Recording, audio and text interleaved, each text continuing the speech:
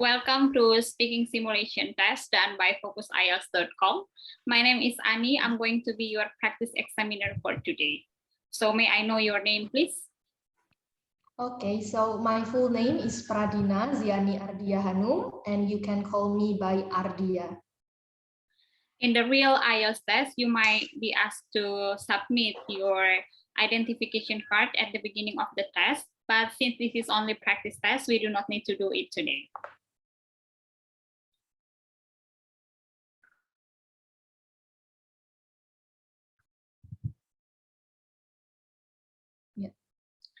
So I'm going to give you instruction for each of the part. Now let us begin with part one. So in this part one, I'm going to ask you some questions about yourself. First, I would like to ask you some questions about your family. Do you have a large or small family? Oh, I'm sorry. Could you please repeat the question? Do you have a large or small family? Oh, I was the only child in my family, so I didn't have the brother or sister, so I have never experienced the siblings rivalry. How much time do you spend with members of your family? I used to spend all of my time with my family when I was at the university, but right now I have married. So right now I just spend my time with my husband, maybe 10 hours per day. What sort of things do you like to do together? So we usually watch movies and also watch the news that interconnected with our interests. And then we talk about music and other law or regulations that issued by our Indonesian government. So yeah, and other than that, we also cooking. Now let us move on and talk about food. What kind of food do you like? So the typical food I like is the nasi pecel, and you can call it like a vegetable salad with peanut sauce above it. And we usually eat the nasi pecel, and yes, definitely with rice, and also with additional dish such as tempeh or egg, fried egg, and also the fried chicken. What are some of the typical foods in your country? The typical food in my country is bakso. I believe bakso is readily available in everywhere in my country, and also the nasi goreng. It is the main course of Indonesian food that every people eat, nasi goreng, across the Indonesian territories. But the special thing is that maybe the taste of nasi goreng is different in each province you try it. In your country, do men or women have the main responsibility for cooking? So in my country, there is no regulation of a male or female that has responsibility to do cooking, because when it comes to cooking, it's not about the skills, but it's like the survival things, like whether man or woman, they have to do cooking in order to survive from everyday lives.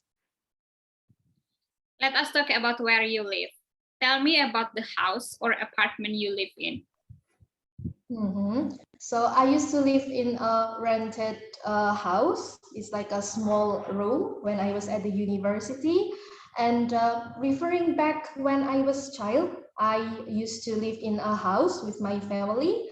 And at the moment, I've been living with my husband in a rented house with a small garage and also 3 bedrooms and 1 dining room and also 1 kitchen. We have been living in Yogyakarta since 2020 after our wedding. And our house is located near the Maguwo Harjo Stadium International in Yogyakarta. And then we also close to the rice fields, which we like the most about our house. What are some of the bad things about living there? Yes, this is an interesting question. Thank you for asking me this question. And the bad thing I don't like about my house, so there is always a blackout in my house, whether it's rainy or not. I don't know, maybe because our house is not at the downtown of the city, and maybe the government can cut off the electricity everywhere, or whenever they want. So this is an irritating situation for me. What kind of place would you like to have in the future? So speaking about the accommodation, I would like to have a house which close to rice fields, and it's far from the main road, because I don't like to live in a crowded place, and also in the noisy environment. And I'm going to buy a house close to beach, or also close to forest, and yes, especially it's close to the rice field. And I would like to have a house which has a large yard, and the clear air, so I can breathe in a good way.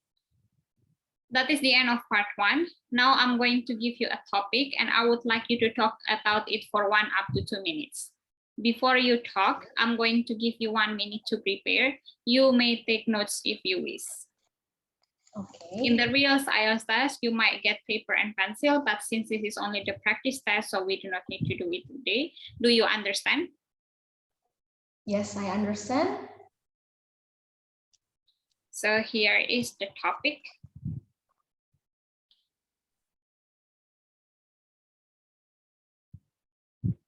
One minute to prepare. You may start now.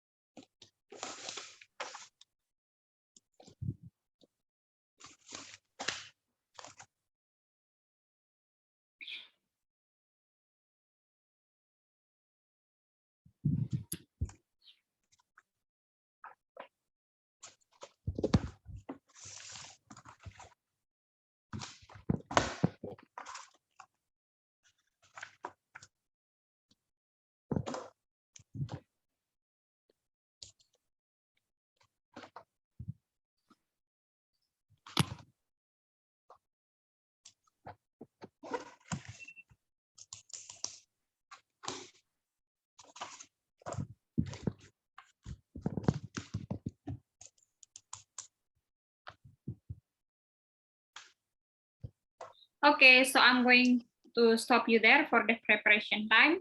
Now let us go for the talk. 1 up to 2 minutes to talk. You may start now. Okay, so I would like to talk about my teacher who has influenced me the most when I was at the university. So her name is Pangesti Widarti. She has got a doctoral degree from one of the Australian universities. And the first time I met her was at the second semester of my study program in Yogyakarta State University. And from the appearance, she has got a short black hair, and maybe her height is approximately 1.7 meters. And I would say that she is an intelligent person I have ever met. And she has been teaching the English subject in general, and also the cross-cultural understanding subject, and the historical studies of Indonesian language. and and also another subject that has connected with Indonesian language teaching approach, and she also be my examiner when I did the thesis seminar in 2021, and the special about her is that she speaks an English well. Apart from that, she also has a good knowledge about the Indonesian language. So she already mastering the English and also the Indonesian grammar. And yeah, she's a creative, productive, warm-hearted person, and also helpful to Okay, her I'm going to stop students. you there. So we have been talking about a teacher that has influenced you in your education. I'm going to ask you 2 questions related to it. Do other people you know remember this teacher? Yes, most of my peers in the class at the university, they always remember her, Ibu Pangesti Widarti, so much because she always gave us a reward after we did a presentation, and also when we answer her question, and she will absolutely give you a reward so that we can remember her in a good way. Do you still see this teacher? I'm sorry? Do you still see this teacher? Oh, yes, definitely. I text her last month because I would like to get a permission from her to input her contact in my CV as my references. So yes, the last month is the last time I contact her. That is the end of part 2. Let us move on to part 3. So first, we are going to talk about the developments in education. Has education in your country changed in the last 10 years? Yes, the education system in Indonesia has changed a lot in the last 10 years. As you know, in 2013, there was a new curriculum. We call it Kurikulum 2013 or Kurtilas. And since 2013, this curriculum has changed how the methods of the teachers in the elementary school up to the senior high school, and this change in the curriculum regarding to the education makes a lot of drastic change in our schools. What changes do you think will happen in the future? I believe in the future, people will a lot focus on to the online education system because of the outbreak of coronavirus has become a major change in our education. So that I can conclude that in the future we will more have online classes rather than offline classes. So this also leads to the new curriculum as well. What changes would you recommend to improve the education system? So one thing I could recommend to improve the education system is that students should read, or maybe this activity like reading and also improve the literacy should be in this curriculum from the elementary school up until to senior high school, because the one thing that can change the mind of the student is the literacy. If the students don't have enough literacy and also basic things about the philosophy, about the basic knowledge about the subject, yeah, maybe they will suffer in the future because of it. Now let us look at the national education system. How do the ambitions of current school leavers compare with those of the previous generation? Oh, could you please repeat your question? The voice is a little bit. How do the ambitions of the current school leavers compare with those of the previous generation? Okay, so I would try to compare with previous generation, maybe generation and previous generation before me. So comparing with the modern society in this situation, the new generation, um, the students right now they are I could say this is a difficult question to me, so please let me think about it. And yeah, in my opinion, the ambition is different compared to the previous generation, this new generation, because this generation they will make a good in order to pass the national exam in India. And the difference is that right now, maybe the national exam doesn't exist anymore. So the students, the students have a lower encouragement because they don't have the national exam. So we can say that the previous generation had bigger ambition rather than the young generation in this moment. What role do you think extracurricular activities play in education?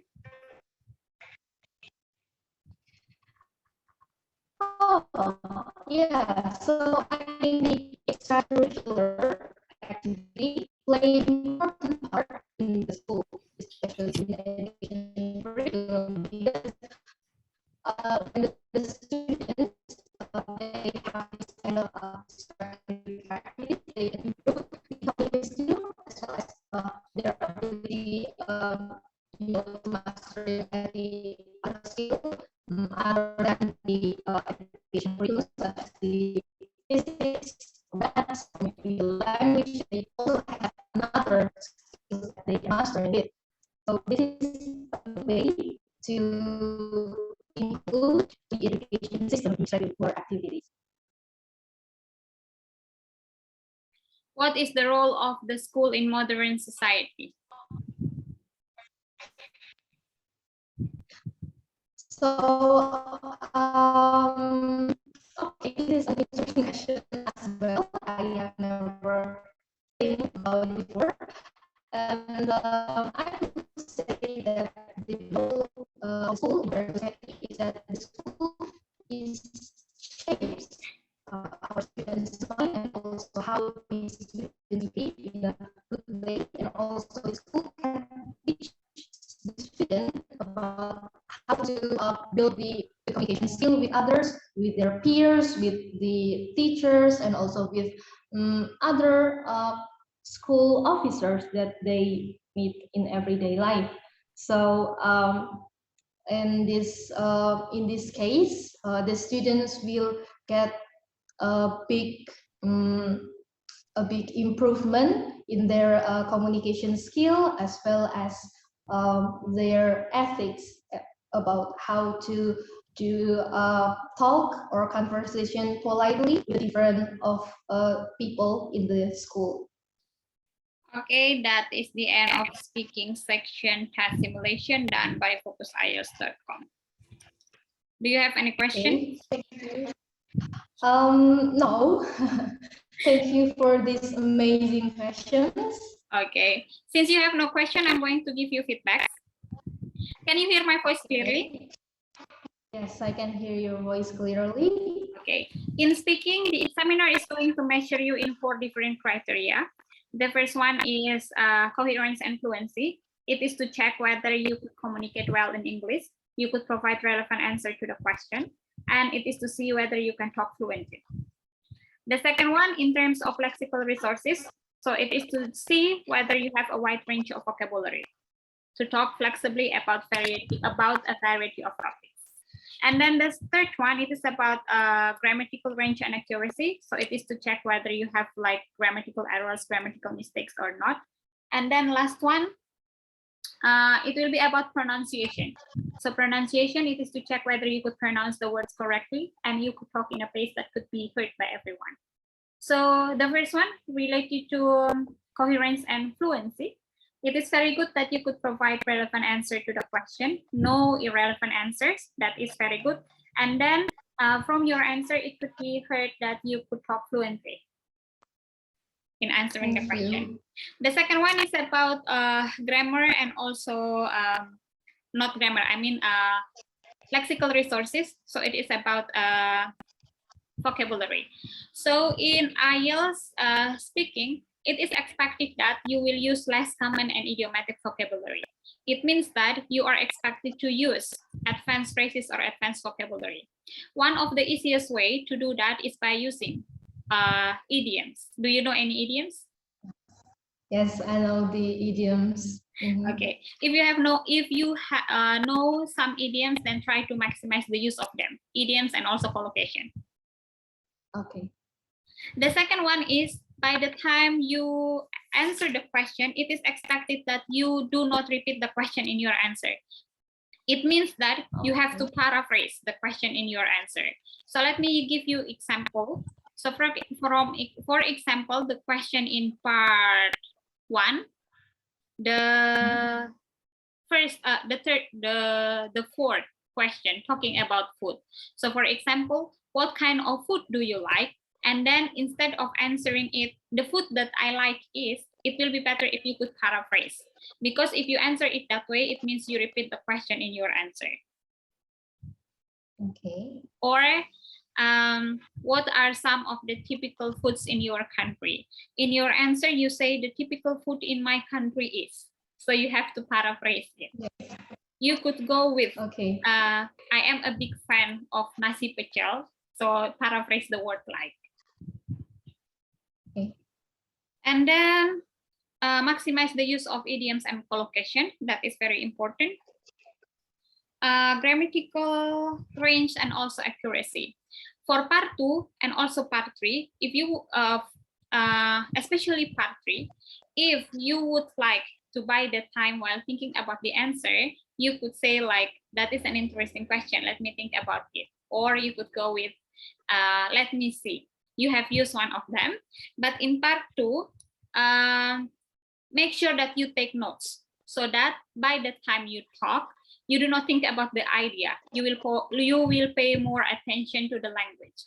If you do not take notes and then you start talking and then you talk while thinking about the idea, you will not pay attention to the language. And that it ends up that you will make more grammatical mistakes. Yes, I realized that I didn't cover all the bullets, so thank you. Okay, so that's all. Is there something that you would like to ask? Okay, so maybe how about the coherence of my answers? Did they make a logical answer? Sure, they do. They make, I mean, they are relevant to the question. That is very good. Okay. No irrelevant and maybe, yeah, and maybe how many band score would you like to give to me? I'm going to analyze the video first, and then I'm going to send you the feedback. Okay. Thank you for your time. I really appreciate your effort in this simulation class. Okay, thank you. Good luck for your test tomorrow. I'm going to send the feedback soon. Okay, thank you. Nice to meet you. Thank you. Nice to meet you. Have a nice day ahead. Bye-bye. You too.